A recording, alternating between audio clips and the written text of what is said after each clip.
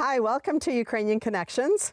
My name is Cathy Harris, Harris, and I am today at a very special place called Bears, Bees, and Honey. And I am welcomed by Barry Tabor, and I'd like to thank you very much for letting me on your beautiful farm that is buzzing this morning with bees. So can you tell me a little bit about yourself? Well, I was born and raised in the Thunder Bay area, Quebec Falls, and I fell in love with bees about 4 kilometers down the road, wild goose. When I was about 8 years old, my parents had a party with their friends at our camp, family camp, and this big bumblebee flew in, and this one friend of my dad's went and scooped it up in his hand and brought it outside and showed all of us kids, and ever since then I've been fascinated with bees. Wow. So, yeah. Wow. And then I understand you have some Ukrainian connection. What can you tell me about that? So, well, a few. My great-grandfather immigrated here in the late 1800s, early 1900s, and he was from Kiev. And my grandmother came shortly after that, but my grandmother told me when I first got into bees that because he was a gardener and he was a market gardener, that he brought honeybees here. Oh. Now, I'm not sure, I haven't been able to track that down to see if there's truth. My aunt says it didn't happen, but I don't understand why my grandmother would tell me that, right? And I know there was bees on the farm. Their farm was on just off Arthur Street on Garden Avenue, which was named after him. Oh. So, because that's where their market garden was, one of the first in Thunder Bay. So, very cool. So yeah, so that's my connection there. And then my other connection with Ukraine, of course, is my wife, who I met through her uncle, who was Jerry Ukash, who owned Jerry's Sausage on Simpson Street. And yeah, so Leslie and I met through a picture, and I guess the rest is history. So yeah. That's awesome. Yeah, and actually Jerry was my first mentor, and that's where I first got my bees from back in 1996. 1996. Wow. And where was your first beehives? Where did you have them? So at the time I lived in Quebec on Pokey Road. So. Okay. Yeah. Okay. Yeah. Wow. So you have quite a place here. And before we get talking hive talk and that, I'd like to understand a little bit more about bees and honeybees in specific, and how, are they all making honey? Are they all flying around doing work? If you can explain that a little bit. So the European honeybee is not native to North America. It's European honeybee, so it's from Europe. It was brought here, I'm not sure, I can't recall when it was, but it was quite a few years ago, and like in the 1700s, could have been 1600s, not quite sure. And yeah, they were brought here to produce honey. They're the only bees that produce honey. Bumblebee doesn't produce honey. There's all these different solitary bees, native bees, that don't produce honey. So the only one that does is the European honeybee. So, okay. Yeah. So. And then, so there's a queen. If you can talk about what happens, the queen and the females and the males, to explain that properly. Yeah, so there's 3 castes of bees in the hive. So there's, the hive has its queen, its workers, and drones. So the queen is the one that keeps the harmony in the hive with a pheromone. It's called the queen mandibular pheromone, and it actually lets the bees know that there's a queen there and everything's good. She can lay between 1,500 and 2,000 eggs a day. So every single day she can lay that in the hive. The next is the worker bee, and the worker bee is the one that does everything in the hive. They actually they control the hive. They control the queen, they feed the queen, they groom the queen, they take her excrement away. The queen cannot feed herself, so she needs to be fed. The only thing she can do is lay eggs and produce that pheromone. And then the worker bees, they will collect your nectar, collect your pollen. make the honey. There's undertakers, there's cleaners, there's I guess like carpenters that'll build things in the hive, and they'll propolize things in the hive and whatever. And then there's the drones. So the drones do nothing in the hive. The only things the drones do in the hive is eat honey and sleep. That's it. So their only function is to mate with virgin queens, and they don't mate inside the hive, they mate in flight. So somehow a virgin queen will fly out of the hive, and she'll get mated what they call drone congregation areas, where all the drones from all surrounding hives will go, and they'll fly certain times of the day, and the queens will fly there, get mated in flight. After the queen is mated by a drone, the drone dies and falls down dead, and yeah, the queen will come back to the hive and start laying. So the drones are the males and the worker bees are the females? Yeah. Okay. Wow. So also the other thing, I'm sure everybody's heard of swarming. Now the reason the hive swarms is that's for the natural progression of the hive, right? So its lineage carries on, right? So it's natural. When you're a honey producer, you don't want swarming. So we do swarm management where we don't want our hives to swarm. The reason that is because they're not making honey when they swarm. They're busy doing other things. Yeah, well, yeah, rebuilding the hive again, right? Yeah. So before we go in and see the bees close up, although I'm seeing a lot of them, Len, I tried not to wear floral print today or put perfume on, thinking that it would attract the bees, but they're still curious about us and interested. But I'm wondering if you can tell me how you protect your bees, because there's lots of things, especially in Northern Ontario, lots of things going on. How do you do that? So electric fence. It's down right now because I'm working on the bees, but we electric fence it and we bait it for bears, specifically for bears, but skunks. So skunks will wipe out. I had a yard in Quebec last year that was wiped out by skunks. Skunks will eat a pound of bees every single day, every single night. Whoa. So they sit outside the entrance and they'll just scratch. And as the bees come out, they'll scoop them up and they'll eat them. So that doesn't bother the skunks getting stung inside the mouth. But anyways, and they'll wipe out hives, and that happened to me. So, wow. Yeah. Wow, I didn't realize that about skunks. And then bears will just destroy your hives. Destroy. Yeah. Yeah. And I understand this year you had that happen. We had that happen, yeah. We had a bear here. That's why there's not many hives here. This yard was actually empty, and then I had to bring hives that were destroyed up in Armstrong back here and get them reestablished. And and then there's a couple new colonies here for this year, but normally there's a lot more bees here. Wow. Yeah. And so there's other things like I've heard about like mites or viruses or things. So what do you do to help the bees stay safe and healthy from that? Yeah, so we have this parasitic mite that prior to 2012 we did not have in Thunder Bay area, and we ended up getting it. What ended up happening was a person from Southern Ontario moved to Thunder Bay, had bees, and didn't realize that we were mite-free and brought his bees here, and and it spreads. I found it in this operation in 2014. So that's what kills hives.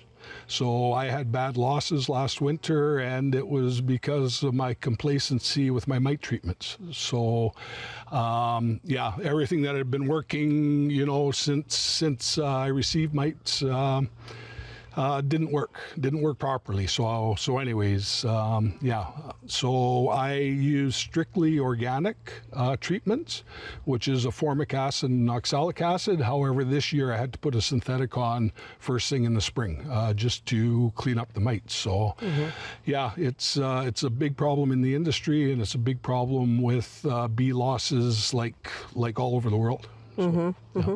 And how about things like mice and that? Mice, so mice will build inside, so they'll put a colony under stress. In the winter, they'll go into the hive and they will stress the colony, and once the colony's stressed in the winter, they end up succumbing to it. So, I've heard of mice. So propolis is something the bees gather from trees, and they bring back and they'll fill cracks and whatever, but it's also an antibacterial, so they will propolised mice, if they die in there, they'll actually coat it like a mummy inside the hive. I've had bumblebees like that. I've never had a mouse, but I've had bumblebees that couldn't get out of the hive, died, and they propolised it. Very cool. Yep. Very cool. So how do you tell the difference between a honeybee and a bumblebee and a wasp and a hornet? And well, so bumblebees are big bees, and everybody's seen them. Their wings are too small for them to fly, yet they can fly. And honeybees they kind of look like a wasp, except they're not shiny. So if you look at a honeybee, people think it's a wasp, but it's not. It's because if it's shiny, it's a wasp. If it's not, then it's not. Okay. Yeah. Okay. So a little bit later, we're going to talk about what we can do as a community to help the bees in the future and stuff. So we're just going to take a short break here, and we'll be right back.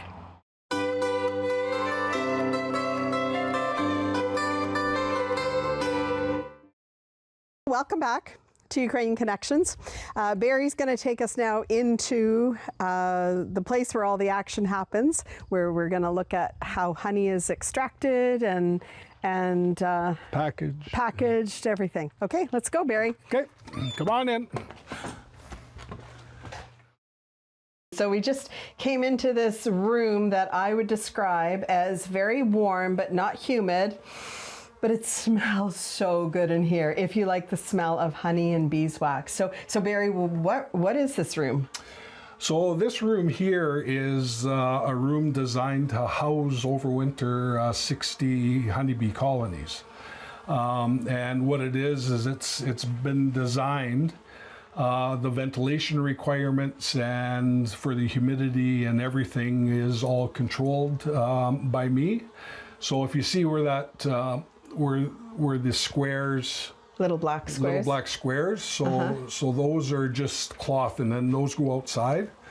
And what that is that every one of these is the ventilation requirements for 4 honeybee colonies, and they're all down the walls. And and then there's a fan that actually hangs here, and what it does is as bees are consuming honey to keep the hive warm, they're creating carbon dioxide. That's a byproduct. So the carbon dioxide being heavier than air sinks, and the heat rises. So what this pipe does here, that's about from here and about 6 inches off the floor, is it sucks the warm air down and it keeps moving the air all the time, so that carbon dioxide can't build up here.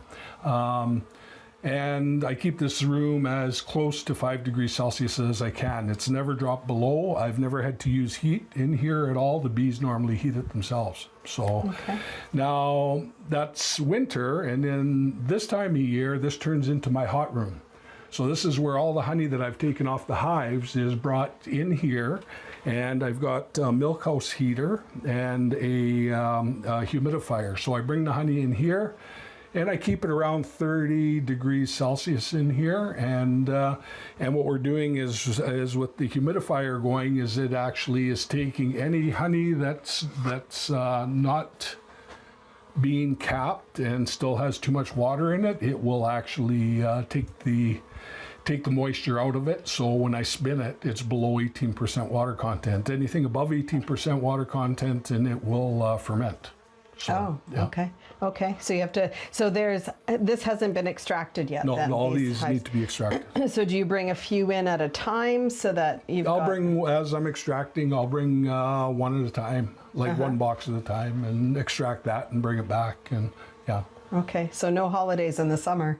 I start extracting blueberry blossom is our first, and that's normally mid-July, and then I extract right until the nectar flow is done. So that'll be, like I know right now Quebec is in a bit of a dearth, so hopefully I get a good run there in end of this month in September, but by mid to late September I'm done extracting.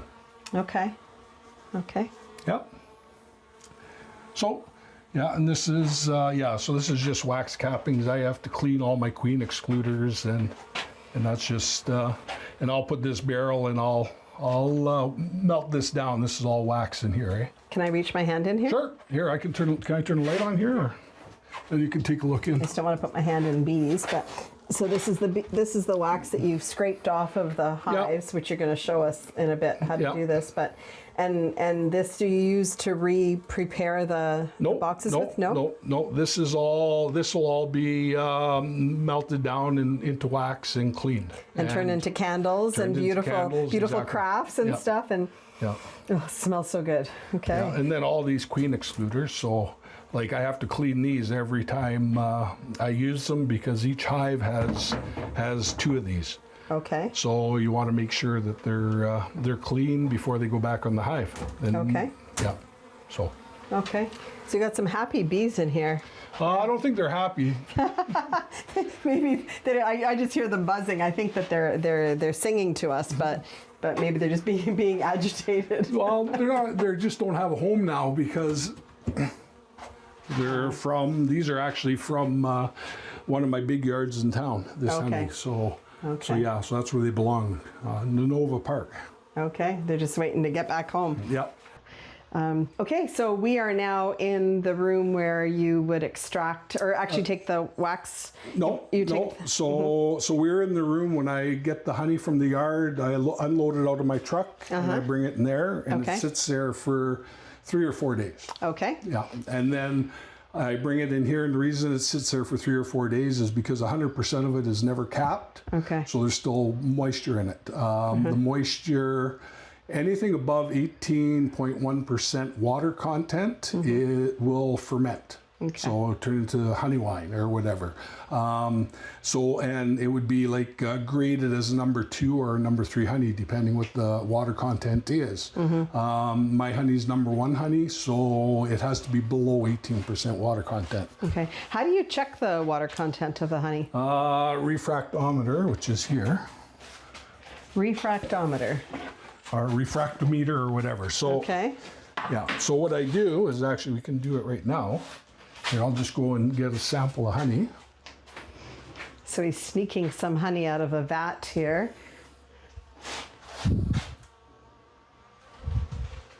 Now we just spread it on here. And we put it up to the light, and there's a scale. Okay, and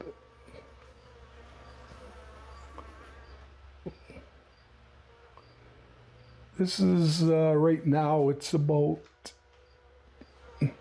just below 18.1. If you want to look in there and see. Here. So I look into the light? Yeah. And you can see where the blue line intersects. It's at 14. Oh, 14? Yeah, 14. Okay, I need glasses. Yeah. Oh, so that's good though, right? Oh yeah. Yeah, less than really 18% is, or 18. Yeah. Is that ever blurry for me? Oh. I had to really push my eye close to it, and then I could see it better. Okay, yeah. There we go. Yeah, so anyways, that's it. Yeah, so and that's how we know that it's a number 1. Now, there's a thing called the Jack scale that we use to grade the honey for color. I don't use it too often just because there it is. No, I can't use that. Just because I know just by looking at it roughly what it is. So, but here, so for Canada, if you look, it has different scales here. 0 to 3 would be a white honey. So if you go, oh, sorry. You got that? No, I'll get it. So 0 to 30. So any of these colors here would be a white honey. Above that would be medium. Would be a golden. Right? And then you get up to an amber, and then you get right up to a dark. So buckwheat would be a dark. Okay. Yeah. Is it like a different taste? Yeah, every honey is different. Different floral sources, different tastes. Which I didn't really believe until I put jars beside each other and tasted them and noticed the difference, and or put it in my tea, and I'm like, oh, this one tastes like it would be better for baking or something else. Yeah. Okay, well that's cool. Yeah, leave it there. Okay. It's good. Yeah, I should clean this. Like I said, I haven't used it yet this year. You don't need to either, because if you're. And the biggest thing with Omaphora, they find the biggest when they're sampling your honey is that it's always a grade, because we're not supposed to use this in Ontario to grade our honey. So it's always a grade of the honey. But yeah. Okay. We don't have thousands of dollars to buy this equipment to. Yeah. Okay, so now what do we do with the hives that you brought out to take the honey out of them? So I'll give you a sample of what we do, and then if you want to try, Cathy, you can give it a try. The frames come out, and so we take it out. As you see here, how it's capped. So that the bees know that that is below 18% water content. Okay. Okay, they know that. Don't ask me how they know, but they know that. And the books tell us that. So now, and you can see these cells here are all starting to close. Okay. So I know that this is a really good frame. Plus, when I'm holding it like this, nothing's dripping out, right? No nectar or anything. So what I do now, I am old school. I don't do this automation or anything. Like, I mean, it's all done with, this is my uncapping knife. It's not hot, it's not heated, it's nothing, it's just an uncapping knife. And you just take it, and we... Oh my gosh, my mouth is watering just watching that. Oh my gosh. Yeah, so anyways, and then what we can't get with this, we just take the uncapping fork, it's called, and that's it. That wax is so fresh that I feel I can just eat it. Well, you can, it won't hurt you. With honey. Yeah. So again, just cut it down. Now there's all kinds of different methods. I have an uncapping machine that I purchased that was thousands of dollars. It's upstairs in the garage. Because it works. But after you put it through the machine, you have to come with this and you have to go through it again to make sure everything's uncapped, which it never is. So, and then we put it in the extractor. And how do we turn it on? Or We have to fill it before we turn it on, because it's unbalanced then. Okay. So this is we're gonna do another shot of this when we get it all filled. Yeah. So you want to give it a try? Can I take this out? Okay. Yeah, and I just scrape, and then the wax just falls into the thing underneath. Okay. So I was telling Barry that when I grew up on a farm in Niagara, and we used to have our own hives. I don't know if I have the strength of... Well, like if you're right-handed, you can do it right-handed. Am I taking too much off? No, that's fine, but use a sawing motion so you don't rip the... Uh-oh. Yeah. I'm going to get fired on my first day at work. No, back and forth. Yeah, just like you're cutting a slice of bread. Just think it's... But not too deep though, right? Uh-oh, I think I'm going too deep. Doing good. So growing up with hives, we used to extract our honey in the house, close off the rooms, and in our dining room and kitchen, we'd be extracting the honey, but I was too little to do these jobs. Sometimes I got to spin the centrifuge machine, but my main job was using the old Hoover vacuum cleaner and sucking up the bees that didn't get chased out of the hives. And then I'd take them outside with the vacuum cleaner and release them. And I don't think Barry's going to let me do many of these because I'm not very good at it. That's okay. This is hard, but I am right-handed, so... Yeah, no, you can do it with your right hand. Okay, I'm not going to get to watch my meticulous efforts here.